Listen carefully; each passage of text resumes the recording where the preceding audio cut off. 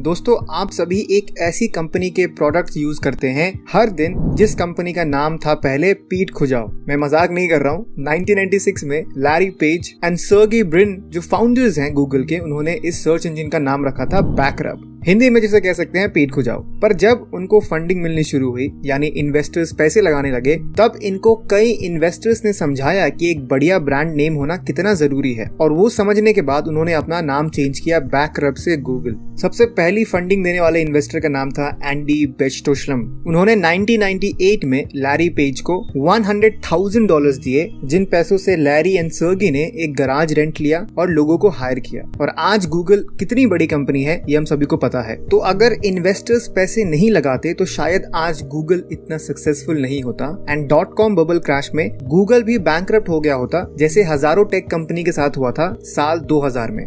दोस्तों, अब इस न्यूज आर्टिकल पर नजर डालिए। भारत के सबसे अमीर इंसान मुकेश अंबानी जी ने हाल ही में $5 बिलियन का लोन लिया है, यानी इंडियन रुपीस में 41,000 करोड़ का लोन लिया है रिलायंस ने, जो हमारे देश की कॉर्पोरेट हिस्ट्री में सबसे बड़ा लोन भी कहा जा रहा है। अब हम सबके दिमाग में ये सवाल जरूर आएगा कि जिस इंसान की नेटवर्थ $90 बिलियन से ज्यादा है, इंडियन रुपीस में 7.5 लाख करोड़ की नेटवर्थ है इनके पास, उनको भला लोन लेने की क्या जरूरत पड़ी। जैसा कि हम सभी को पता है कि नेटवर्थ का फॉर्मूला है total assets minus total liabilities. जैसे अगर आपके पास 1 लाख की सेविंग्स है, 2 लाख की इन्वेस्टमेंट्स है और आपकी घर की वैल्यू है 25 लाख रुपए, तो आपका टोटल एसेट हुआ 28 लाख रुपीस। और आपके ऊपर 5 लाख रुपए का बैंक लोन है और आपने 3 लाख रुपए का अपने फ्रेंड्स एंड फैमिली से भी लोन लिया है, तो आपका टोटल लाइबिलिटीज हुआ 8 लाख। तो अगर हम आपका नेटवर्थ कैलकुलेट करें तो वो आएगा 28 लाख माइनस 8 लाख यानी 20 लाख। वैसे ही मुकेश अंबानी जी का नेटवर्थ है 7.5 लाख करोड़ का, तो वो आखिर लोन क्यों ले रहे हैं? दरअसल इतने बड़े लोन से रिलायंस अपने कैपिटल एक्सपेंडिचर, जिसमें कंपनी के खर्चों के लिए पैसे और 5G नेटवर्क को वो इंडिया में और बढ़ाएंगे, जिससे कनेक्टिविटी इंप्रूव हो। तो जितना वो लोन ले रहे हैं उससे कहीं ज्यादा वो कमा सकते हैं बस कुछ ही सालों में। मैं आपको अब एक पर्सनल स्टोरी बताता हूँ कि लोग लोन से इतना डरते क्यों हैं, और बहुत लोग ऐसे भी हैं जो बहुत पढ़े लिखे हैं फिर भी वो लोन से बहुत घबराते हैं। एक बार मैं अपने दोस्त के साथ कार ड्राइव पे निकला था, तभी उसने मुझे बताया कि वो फिलहाल पैसे सेव कर रहा है अपना खुद का बिजनेस शुरू करने के लिए, और उसने मुझे बताया कि उसे 8 से 10 लाख रुपए की बहुत जरूरत है। हालांकि उसने MBA किया है और उसने एक कंप्लीट बिजनेस प्लान भी बनाया है, मार्केट सर्वे की है, कॉस्ट एनालिसिस की है और जितने भी अदर चीजें होती हैं बिजनेस शुरू करने से पहले, और वो सारा होमवर्क उसने कर रखा है। पर फिलहाल वो सिर्फ पैसे सेव कर रहा है। मैंने उसे रेकमेंड किया कि उसे बैंक से लोन लेना चाहिए, जिससे कैपिटल जल्दी आ सके और अपना बिजनेस वो जल्दी शुरू कर सके, या उसे किसी इन्वेस्टर के पास जाना चाहिए जो उसके बिजनेस आइडिया में इन्वेस्ट करे। और उसने मुझे एक चीज ये बताई कि वो कभी भी दूसरों के पैसे लेकर बिजनेस शुरू नहीं करेगा, और स्पेशली इन्वेस्टर के पैसे तो वो कभी नहीं लेगा, क्योंकि वो उसके ऊपर एक प्रेशर क्रिएट करेंगे प्रॉफिट कमाने के लिए, जो वो नहीं चाहता। मैंने उसको ये फंडा समझाया कि इन्वेस्टर का काम सिर्फ पैसे देना नहीं होता है, वो अपनी एक्सपर्टीज, नॉलेज एंड नेटवर्क भी प्रोवाइड करते हैं। अगर आप बैंक से लोन लेते हैं तब आपको पैसे तो मिलते ही हैं, पर साथ ही साथ आपको टैक्स बेनिफिट भी मिलता है एंड इंटरेस्ट रेट भी आपके बिजनेस में जो स्कोप है उससे कम होती है। फिलहाल मेरे फ्रेंड को 8 से 10 लाख रुपए बचाने के लिए 2 साल भी लग सकते हैं, उसके बाद वो शुरू करेगा। यानी ऑलरेडी इतना लेट शुरू करने से उसका जो प्रोग्रेस है वो बहुत पीछे हो गया है। और अगर आप अपने बिजनेस से 25 से 30% रिटर्न कमा सकते हैं तो बैंक को 8 से 9% देने में आपको कोई प्रॉब्लम नहीं आनी चाहिए, क्योंकि वो आपको इंस्टेंटली कैपिटल प्रोवाइड कर रहे हैं। फिर मैंने अपने फ्रेंड को एक और कॉन्सेप्ट समझाया कि बिजनेसमैन बनने के क्या फायदे हैं। जैसे अगर एक बिजनेसमैन और एक सैलरीड व्यक्ति है, दोनों ने एक आईफोन लिया है 1 लाख रुपए का, तो बिजनेसमैन को 18% का GST रिटर्न्स मिलता है, यानी उसको वो फोन पड़ा करीब 82,000 रुपीज का, पर वही उस सैलरीड व्यक्ति को पूरे 1 लाख रुपए देने पड़ेंगे। जैसे मुकेश अंबानी जी अपने कंपनी रिलायंस इंडस्ट्रीज से 15 करोड़ का सैलरी लेते हैं साल का, पर फाइनेंशियल ईयर 2023 में इनके कंपनी का नेट प्रॉफिट था 66,000 करोड़। तो मुकेश अंबानी जी सारे खर्चे अपने कंपनी के नाम से करवाते हैं, इससे भी उनको टैक्स बेनिफिट मिलता है। बिजनेसमैन के पास हमेशा एक से ज्यादा इनकम स्ट्रीम होती है, जैसे उनका एक बिजनेस होता है, साथ ही साथ वो स्टॉक्स में भी इन्वेस्ट करते हैं या प्रॉपर्टीज में इन्वेस्ट करते हैं या उन्होंने गोल्ड में इन्वेस्ट कर रखा होता है। इस सारे इन्वेस्टमेंट से एक बिजनेसमैन की वेल्थ हमेशा बढ़ती रहती है। वैसे ही एक सैलरीड व्यक्ति के पास बहुत कम अपॉर्चुनिटीज होती हैं इनकम बढ़ाने की, क्योंकि उसके पास टाइम ही नहीं है। यहाँ सबसे बड़ी डिफरेंस है थिंकिंग पैटर्न में, जो अमीर व्यक्ति में बहुत डिफरेंट होती है कंपेयर टू सैलरीड व्यक्ति में। जैसे मिडिल क्लास में लोग फिक्स डिपॉजिट में बहुत इन्वेस्ट करते हैं, क्योंकि मिडिल क्लास लोगों में कुछ फेवरेट वर्ड्स हैं उनके, जो मैं आपको बताता हूँ। आप कमेंट में मुझे जरूर बताइएगा कि मैं ठीक कह रहा हूँ या गलत। पहला सबसे फेवरेट वर्ड है सिक्योरिटी, दूसरा फिक्स्ड रिटर्न, तीसरा मनी डबल, चौथा रिस्क फ्री एंड पांचवा गारंटीड रिटर्न्स। फिक्स्ड डिपॉजिट का रियल रिटर्न शेयर करता हूँ, जिसके बाद शायद आप फिक्स्ड डिपॉजिट को एज अ इन्वेस्टमेंट ऑप्शन नहीं चुनेंगे। ये मैंने एक सैंपल फिक्स्ड डिपॉजिट कैलकुलेटर बनाया है, जिसमें एक व्यक्ति ने 1 लाख रुपए का फिक्स्ड डिपॉजिट करवाया है, जिसमें उसे एनुअली 6% का इंटरेस्ट रेट मिलता है, और ये फिक्स्ड डिपॉजिट 5 सालों के लिए है। अब इस एक्सेल शीट में आप देख सकते हैं, जो चौथा कॉलम है उसमें मैंने इन्फ्लेशन को ऐड किया है, यानी देश की महंगाई जो 7% है। तो 5 साल के बाद 1 लाख रुपए की वैल्यू 1,33,000 रुपए हो जाएगी। और एक मिडिल क्लास व्यक्ति को लगता है कि मेरे 1 लाख के इन्वेस्टमेंट पे मुझे 1,33,000 रुपए मिले हैं, यानी मैंने बहुत अच्छा काम किया है, चलो आज से मैं अपने आप को इन्वेस्टर बोलूंगा। पर उसके नेक्स्ट कॉलम में देखिए, मैंने ये कैलकुलेट किया है कि अगर 7% यानी महंगाई का लेवल का रिटर्न्स निकाले तो वो आता है 1,40,000 रुपए, जिसका ये मतलब है कि उस व्यक्ति ने पैसे कमाए नहीं है, पैसे गंवाए हैं। अगर इस व्यक्ति ने सिर्फ अपने पैसे इंडेक्स फंड में इन्वेस्ट किया होता, 5 साल में इसके पैसे डबल हो गए होते। अगर हम ये मान लेते हैं कि इंडेक्स फंड में 15% का रिटर्न्स मिले तो, क्योंकि लास्ट 20 सालों में इतने ही रिटर्न्स मिले हैं। जैसा कि आप देख सकते हैं कि टोटल इन्वेस्टमेंट है 1 लाख, रेट ऑफ इंटरेस्ट है 15%, टाइम पीरियड है 5 साल का, तो टोटल वैल्यू बनेगा 5 साल के बाद 2,08,000 रुपए। उस व्यक्ति ने इंडेक्स फंड में क्यों नहीं इन्वेस्ट किया? क्योंकि इंडेक्स फंड में मिडिल क्लास व्यक्ति के फेवरेट वर्ड्स नहीं जुड़े हुए होते हैं, पर फिक्स डिपॉजिट में वो सारे वर्ड्स जुड़े हुए होते हैं। लोन लेना एक सही स्ट्रैटेजी हो सकती है। इस कॉन्सेप्ट को प्रैक्टिकली सीखने के लिए आपको good debt and bad debt के बीच में अंतर समझना होगा, जो हम आगे बात करेंगे। पर उससे पहले एक छोटा सा अनाउंसमेंट है आप सभी लॉयल व्यूअर्स के लिए। मैं बहुत ही जल्दी अपना कोर्स लॉन्च करने जा रहा हूँ, जिसका नाम है complete stock market mastery course. ये कोर्स उन सभी के लिए है जिनको स्टॉक मार्केट इन्वेस्टिंग से अपना वेल्थ क्रिएट करना सीखना है। इस कोर्स को मैंने ऐसे डिजाइन किया है कि आप बहुत ही कम टाइम पर ज्यादा से ज्यादा प्रैक्टिकल नॉलेज गेन कर सको। मैंने सारी अननेसेसरी एंड यूजलेस टॉपिक्स को अवॉइड किया है और सारे लेक्चर्स को टू द पॉइंट रखा है, जिससे आप पूरा कोर्स जल्दी कंप्लीट कर सकें और तुरंत इन्वेस्टमेंट करना शुरू कर सकें। इस कोर्स को बनाने के 2 कारण है। Number 1, structured content. मैंने इस कोर्स के टॉपिक को बिल्कुल स्ट्रक्चर्ड रखा है, जिससे आप स्टेप बाय स्टेप सीखेंगे। आप एक बिगिनर लेवल से एडवांस लेवल तक पहुंच सकते हैं इस कोर्स को पूरा करने के बाद। Number 2, affordability. मैंने इस कोर्स को इतना अफोर्डेबल बनाया है जिससे कि एक स्टूडेंट भी आराम से इस कोर्स में इनरोल हो सकता है बिना अपना पॉकेट खाली किए। और मेरा एक इंटरनल गोल इस कोर्स के साथ ये है कि मैं आपको 100 टाइम्स ज्यादा वैल्यू प्रोवाइड करूं जितना आप पे कर रहे हो। क्योंकि कोर्स लॉन्च हो रही है 25 अक्टूबर 2023 को, तो अभी एक अर्ली बर्ड डिस्काउंट अवेलेबल है जो बहुत ही जल्दी क्लोज हो जाएगा। अगर आपको इस डिस्काउंट को यूज करना है तो तुरंत ही अपने आप को इनरोल कीजिए मेरे कोर्स में। ज्यादा डिटेल्स के लिए आप bookpillow.in के वेबसाइट पर जा सकते हैं या डिस्क्रिप्शन एंड कमेंट सेक्शन में दिए गए लिंक को चेक कर सकते हैं। तो चलिए अब वीडियो पे आते हैं। दोस्तों इमेजिन कीजिए, सनी एंड बॉबी नाम के 2 भाई हैं जो बैंक से 2-2 लाख रुपए का लोन लेते हैं। सनी लोन लेता है आईफोन लेने के लिए एंड बॉबी लोन लेता है एक छोटा बिजनेस शुरू करने के लिए। अब शुरू में सनी को बहुत मजा आता है अपने आईफोन के साथ घूमने में। वो किसी को भी पकड़ के उसकी पिक्चर्स लेता है, अपने नए फोन के बारे में बताता है कि ये कैसे कितना बढ़िया है बाकी दूसरे फोन से और उसको क्या क्या फीचर्स मिले हैं। बॉबी क्योंकि अपने पैसों को बिजनेस में इन्वेस्ट किया है तो उसके पास टाइम ही नहीं है लोगों के लिए। और हम सभी को पता है कि जब आप अपना खुद का बिजनेस शुरू करते हैं तो बहुत सारे लोग आपके इस डिसीजन के लिए आपको कोसते हैं। इसीलिए बॉबी ने डिसाइड किया कि वो फैमिली फंक्शंस या दोस्तों के साथ ज्यादा हैंगआउट अभी अवॉइड करेगा और अपना पूरा एनर्जी अपने बिजनेस पर लगाएगा। लेकिन जैसे जैसे टाइम गुजरा, सनी अपने आईफोन से बोर हो गया और अब उसने सोचा कि अब इसे बेचते हैं, क्योंकि अब कुछ महीनों बाद लेटेस्ट आईफोन आ रहा है। तो जब उसने फिर से लेटेस्ट आईफोन लिया तो एक्सचेंज ऑफर में सिर्फ 30% का बेनिफिट मिला, जबकि क्योंकि बॉबी अपने बिजनेस में 2 लाख रुपए इन्वेस्ट करके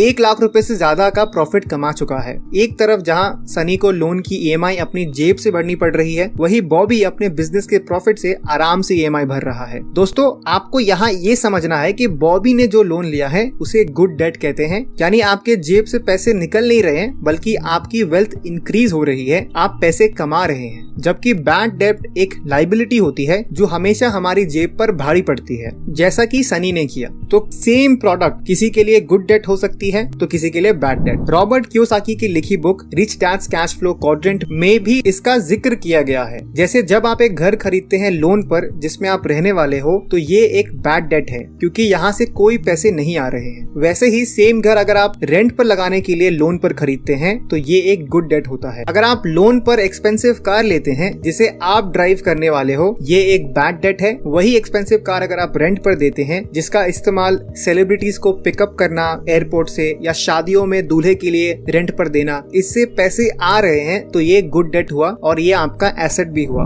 बिजनेस स्टैंडर्ड में पब्लिश इस आर्टिकल की माने तो भारत की वर्किंग पॉपुलेशन जो 40 करोड़ लोगों की है, उनमें से 20 करोड़ लोगों ने कोई ना कोई पर्सनल लोन जरूर लिया है। और ये लोग लोन बिजनेस शुरू करने के लिए या एजुकेशन के लिए नहीं ले रहे हैं, बल्कि इस लोन से वो नया फोन, नई गाड़ी और ऐसे ही दूसरे लग्जरी प्रोडक्ट्स खरीदने के लिए यूज कर रहे हैं। दोस्तों, रिच लोग कभी भी लाइबिलिटीज खरीदने के लिए लोन नहीं लेते हैं, बल्कि वो खरीदते हैं एसेट्स जो अल्टीमेटली उनके वेल्थ को पंख लगा देते हैं। लेकिन आखिर वो ऐसा करते कैसे हैं और आखिर वो कौन से तरीके हैं जिनकी मदद से आप भी लोन लेकर अमीर बन सकते हो, मैं आपके साथ अभी 5 आइडिया शेयर करने वाला हूँ। Number 1, invest in commercial properties. Loan लेकर कमर्शियल प्रॉपर्टीज खरीदना बहुत बढ़िया ऑप्शन है अपना एक एडिशनल इनकम स्ट्रीम शुरू करने के लिए। जहाँ पे मैं रहता हूँ कोलकाता में, वहाँ से कुछ ही किलोमीटर दूरी पर एक जगह है न्यू टाउन नाम का। जो लोग कोलकाता से है उनको पता है कि आज से 15-20 साल पहले वहाँ कोई आना भी नहीं चाहता था। इन्वेस्टमेंट तो बहुत दूर की बात है और इसी कारण वहाँ का प्रॉपर्टी के रेट्स बहुत ही सस्ते थे। पर आज की बात करें यानी 2023 में ये one of the most developed places है पूरे इंडिया में। अगर आप कभी कोलकाता आते हैं तो जरूर न्यू टाउन विजिट कीजिए, वहाँ पे क्या डेवलपमेंट्स हुए हैं आपको पता लग जाएगा। मेरा एक फ्रेंड है जिसके फादर ने जब न्यू टाउन में डेवलपमेंट होने की बात ही चल रही थी, तभी उन्होंने 2 करोड़ रुपए इन्वेस्ट किया था मल्टीपल कमर्शियल प्रॉपर्टीज में। और आज 2023 में उन कमर्शियल प्रॉपर्टीज की वैल्यू है 40 करोड़ रुपए, यानी 15 साल में on an average in properties का CAGR रहा है 21% का। ये तो प्रॉपर्टी की वैल्यूएशन ग्रोथ हुई, पर कमर्शियल प्रॉपर्टी का प्राइमरी रीजन होता है इन्वेस्ट करने का, वो है रेंट लेना। और कमर्शियल प्रॉपर्टी का जो रेंटल यील्ड है वो 7 से 9% के बीच होता है, जहाँ पर शॉपिंग मॉल का रेंटल यील्ड ज्यादा होता है यानी 9 से 11%, और वही वेयर हाउस में ये थोड़ा कम होता है यानी 5 से 7%। तो मेरे फ्रेंड ने मुझे ये नहीं बताया कि उनके फादर को रेंट कितना मिल रहा है। तो चलिए, हम सभी यहाँ फाइनेंस में इंटरेस्टेड हैं तो कैलकुलेट करते हैं। जिनको रेंटल यील्ड के बारे में नहीं पता तो बहुत ही सिंपल कॉन्सेप्ट है। ये वैल्यू ये बताता है कि प्रॉपर्टी की वैल्यूएशन पर साल में कितना रेंट मिलता है परसेंटेज में। तो प्रॉपर्टी की वैल्यू हुई 40 करोड़, रेंटल यील्ड है 8% का, तो ईयरली रेंट निकालने का फॉर्मूला है annual rent equals property value multiplied by rental yield. तो 40 crore into 0.08 equals to 3.2 crore. और मंथली रेंट निकालने के लिए 3.2 करोड़ को 12 से डिवाइड करते हैं तो अप्रोक्सीमेटली मेरे फ्रेंड के फादर को रेंट मिल रहा है 26 लाख रुपए का। तो मेरे फ्रेंड के फादर ने जो 15 साल पहले जितना पे किया था उन कमर्शियल प्रॉपर्टीज के लिए, अब वो उतना 7-8 महीने में कमा लेते हैं बिना कुछ किए। तो एक मिडिल क्लास सोच रखने वाला व्यक्ति नौकरी मिलते ही या थोड़ा सक्सेस मिलते ही वो सबसे पहले एक घर खरीदते हैं लोन पर, जो कि एक लाइबिलिटी है। घर खरीदने से सोशली अच्छा महसूस होता है, पर नंबर्स में ये एक बैड इन्वेस्टमेंट है अगर आप अपने करियर के बहुत शुरुआत में हैं तो। वही कमर्शियल प्रॉपर्टीज में इन्वेस्ट करने से आपको नंबर 1 हायर रेंटल यील्ड मिलता है, नंबर 2 लॉन्गर लीज टर्म्स भी मिलता है, यानी जो कंपनी या जो व्यक्ति आपके प्रॉपर्टी को रेंट पे लिया है वो यूजुअली काफी लंबे समय के लिए रेंट पर लेते हैं, तो आपको एक स्टेबल एंड प्रिडिक्टेबल इनकम आती है। और तीसरा, आपको टैक्स बेनिफिट भी मिलता है। एंड चौथा, वैल्यू एप्रिसिएशन भी बहुत होता है, क्योंकि पूरे दुनिया में जो प्रॉपर्टी है उसको आप बढ़ा नहीं सकते, जितना जमीन अवेलेबल है उतना ही रहने वाला है। तो आपके लिए घर खरीदने का प्लान आपको पोस्टपोन करना चाहिए। सबसे पहले एक कमर्शियल प्रॉपर्टी खरीदिए और ऐसी जगह पर खरीदिए जहां डेवलपमेंट होना शुरू हुआ हो या प्लानिंग में हो। अगर आपको रिस्क बहुत कम लेना है तो आप एक डेवलप्ड जगह पे भी कमर्शियल प्रॉपर्टी खरीद सकते हैं, पर उसकी कॉस्ट बहुत हाई होगी। दूसरा आइडिया है invest in high return assets. दोस्तों, अगर मैं आपसे पूछूं कि आप 8 मिनट में कितना कमा सकते हैं, तो शायद आपका जवाब होगा 100 रुपए, 1000 रुपए या ज्यादा से ज्यादा 10,000 रुपए। लेकिन अशनीर ग्रोवर ने 8 मिनट में 2 करोड़ 25 लाख रुपए कमाए हैं। अपनी बुक दोगलापन में अशनीर बताते हैं कि जोमेटो के आईपीओ के दौरान उन्होंने करीब 100 करोड़ रुपए इन्वेस्ट किया था और सिर्फ 8 मिनट में बेचकर उन्होंने 2 करोड़ 25 लाख रुपए का प्रॉफिट कमाया। नायका के आईपीओ के दौरान भी अशनीर कुछ ऐसा ही करना चाहते थे, लेकिन लास्ट मोमेंट पर कोटक महिंद्रा बैंक ने उनके 500 करोड़ का लोन कैंसिल कर दिया। इस पर अशनीर कोटक महिंद्रा बैंक के एक एम्प्लॉय को गालियां देते हुए भी नजर आते हैं। नायका के आईपीओ को 78% का गेन मिला था, मतलब अशनीर के 500 करोड़ की इन्वेस्टमेंट कुछ ही मिनटों में 890 करोड़ रुपए हो जाती और अशनीर को जबरदस्त प्रॉफिट हुआ होता। क्राइम पेट्रोल का वो फेमस डायलॉग है ना, सबक एक को सीख हम सबको। तो इस सिचुएशन से हमें यही सीखने को मिलता है कि अगर आपके सामने एक ऐसा एसेट है जो लोन के इंटरेस्ट से ज्यादा रिटर्न्स दे सकता है, तो आप बैंक से लोन लेकर उस एसेट में इन्वेस्ट कर सकते हो और अच्छा प्रॉफिट कमा सकते हैं। पर यहाँ 2 चीजें आपको खास तौर पर ध्यान देना पड़ेगा। पहली सीख हमें जॉर्ज क्लैंसन की लिखी book the richest man in Babylon से मिलती है, जहाँ ये बताया गया है कि आपको कभी भी ऐसी जगह इन्वेस्ट नहीं करना चाहिए जिसकी आपको नॉलेज ना हो। और दूसरा लेसन ये है कि हमेशा अपनी रिस्क टेकिंग एबिलिटी को एनालाइज करके ही चलना है आपको। दुनिया की कोई भी ऐसी इन्वेस्टमेंट नहीं है जहाँ पे आपको अच्छे रिटर्न्स मिले और उसमें रिस्क भी ना हो। पर क्या आप अच्छे रिटर्न्स के लिए उतनी रिस्क ले भी सकते हैं, ये आपको देखना पड़ेगा। मेरा एक फ्रेंड है स्कूल का, वो होलसेल का काम करता है और हमेशा कोई भी सीजन आने से 3-4 महीने पहले ही वो उसके रिलेटेड प्रोडक्ट्स को बल्क में कम दाम में खरीदता है। जैसे अगर रेनी सीजन आने वाला है तो वो रेन कोट, छतरी, बूट्स जैसे चीजें खरीदता है, और अभी दिवाली आने वाला है तो उसकी भी वो प्लानिंग पहले से कर रहा है। और जब सीजन आता है तो 30 से 40% का प्रॉफिट मार्जिन रखकर दूसरे रिटेलर को बेचता है। तो इसी रिस्की इन्वेस्टमेंट से वो काफी अच्छे पैसे कमा रहा है और अपने बिजनेस को भी वो और बड़ा कर रहा है।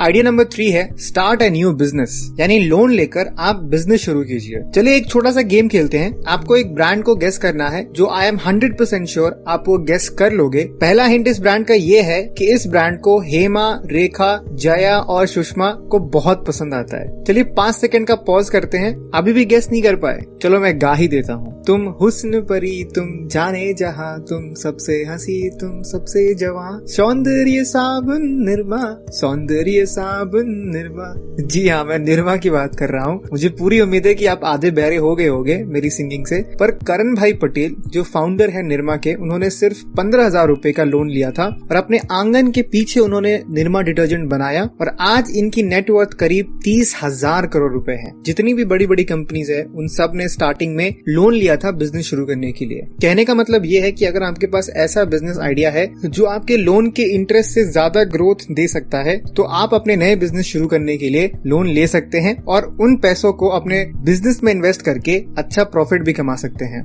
आइडिया नंबर 4 है एक्सपैंड योर एग्जिस्टिंग बिजनेस। अब दोस्तों, जरूरी नहीं है कि आप नए बिजनेस आइडिया शुरू करने के लिए ही लोन लो। अगर आपको अपने एग्जिस्टिंग बिजनेस में ग्रोथ की अपॉर्चुनिटी नजर आती है तो आप लोन लेकर एक्सपोनेंशियल ग्रोथ की ओर अपना कदम बढ़ा सकते हैं। 2023 की पहली यूनिकॉर्न बनने वाली कंपनी जेप्टो ने 1600 करोड़ की फंडिंग रेज की है 11,000 करोड़ की वैल्यूएशन पर। जेप्टो एक 10 मिनट्स डिलीवरी ऐप है जिसमें डेली यूज के सामान ऑर्डर किए जाते हैं। 2021 में ये कंपनी फाउंड किया गया था 2 स्टैनफोर्ड यूनिवर्सिटी ड्रॉपआउट के द्वारा, जिनका नाम है आदित्य पलीचा एंड के वल्वा वोरा के द्वारा। इनके अंडर अभी 200 से ज्यादा डार्क स्टोर्स हैं। डार्क स्टोर्स ऐसी दुकानें होती हैं जहां पर सारे डेली प्रोडक्ट्स अवेलेबल हैं, पर यहाँ पे पब्लिक नहीं खरीद सकती। इंस्टेंट डिलीवरी बिजनेस को एक हाई कैश बर्निंग बिजनेस माना जाता है क्योंकि यहाँ पे पैसे बहुत खर्च होते हैं और प्रॉफिट मार्जिन भी बहुत कम होता है। पर स्टेपस्टोन ग्रुप ने $200 मिलियन दिए हैं जेप्टो को। इन पैसों से जेप्टो के फाउंडर्स का प्लान ये है वो 40% और डार्क स्टोर्स को बढ़ाएंगे